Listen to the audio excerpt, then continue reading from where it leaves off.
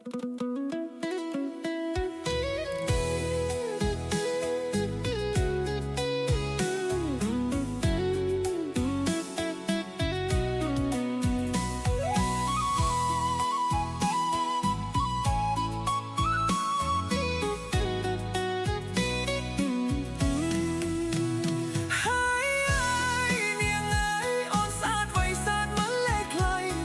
ងឥឡូវ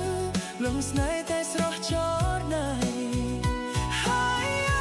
យនាងឯងស្អែកបងអើយពុកម៉ែចូលស្ដីបងសន្យាថាមើលថៃស្រីអស់មួយជីវិតថ្ងៃដែលយើងស្រឡាញ់គ្នាបងកាន់ដៃស្រីពុំងាហើយសន្យាថាជាតិនេះមិនព្រួលប្រែ